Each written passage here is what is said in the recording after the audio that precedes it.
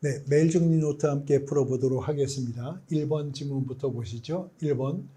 자기 소유의 토지에 분묘를 설치한 사람이 분묘의 이장의 특약 없이 토지를 양도함으로써 분묘기지권을 취득한 경우에 특별한 사정이 없는 한 분묘기지권이 성립한 때로부터 지료지급 의무가 있다.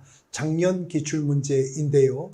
분묘기지권은 예전에는 시효취득형 분묘기지권의 경우에 무상지료로 봤었지만 토지 소유자가 지료지급을 청구하면 그때로부터 지료지급 의무가 있는 것으로 대법원 전원합의체가 기존 판례를 폐기하고 입장을 바꾸었습니다. 맞는 지문이고요. 그 다음 2번 지문.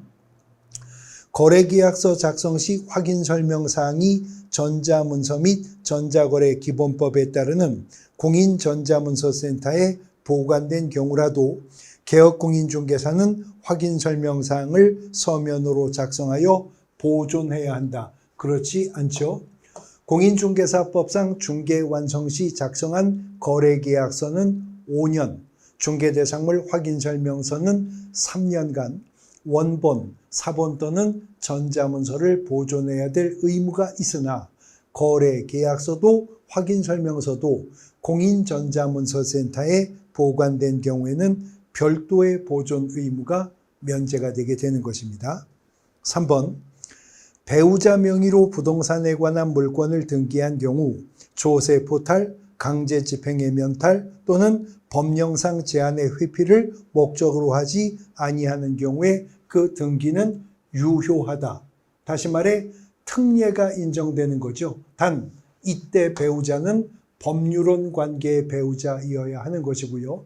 이런 법률론을 전제로 한 배우자 관계에서의 명의신탁뿐만이 아니라 종중의 명의신탁, 또 종교단체가 그 산하기관 보유 부동산을 상해의 명의로 등기하는 것도 법령 위반을 목적으로 하지 않으면 특례를 실명법이 인정해 주게 되는 겁니다. 3번은 맞는 지문입니다. 4번. 임차권 등기 명령 신청서에 신청의 취지와 이유를 적어야 하지만 임차권 등기의 원인이 된 사실을 소명할 필요가 없나요? 임차권 등기의 원인이 되는 사실에 대해서도 소명을 하여야 하는 것이죠. 틀린 지문입니다. 5번.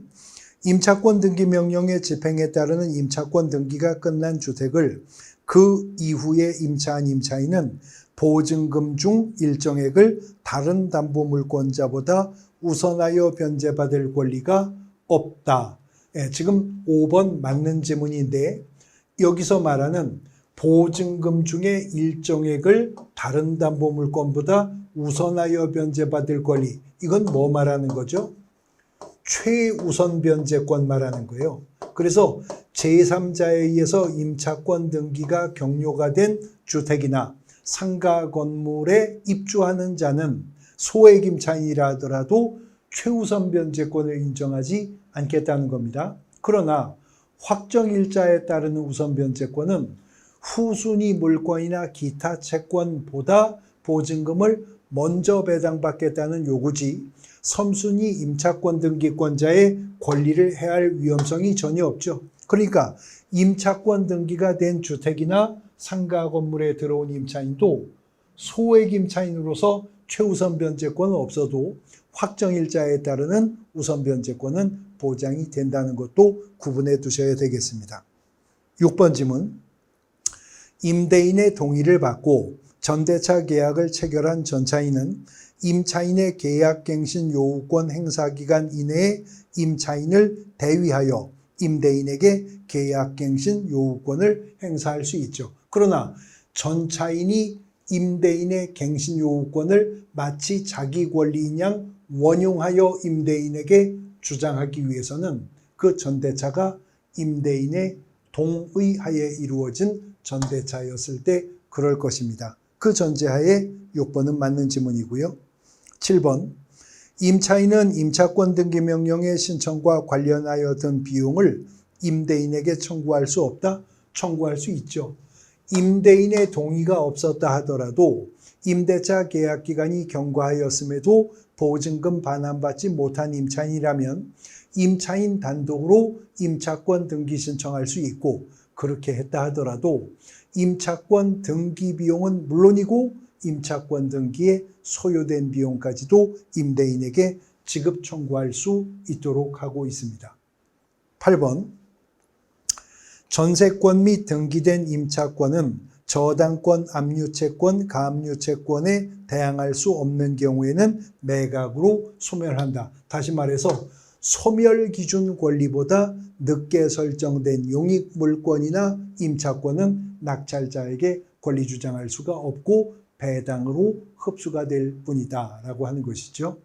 9번, 매수인은 매각 부동산의 경매 개시 결정 기입 등기가 마쳐진 후에 유치권을 취득한 자에게는 그 유치권으로 담보하는 채권을 변제할 책임이 없는 거죠. 변제할 책임이 있다라고 해서 9번 틀린 지문이 되는 것입니다. 이어지는 10번 마지막 지문. 매수 신청 대리 보수의 지급 시기는 갑과 매수 신청인의 약정이 없을 때는 매각 대금 지급 기한일로 하죠. 한편 공인중개사법상 중개보수는 의뢰인과 보수지불 시기에 약정이 없다면 거래대금 지급 완료일 중개보수 지급하도록 하고 있는 거고요. 메일 정리 노트와 함께 풀어보셨습니다.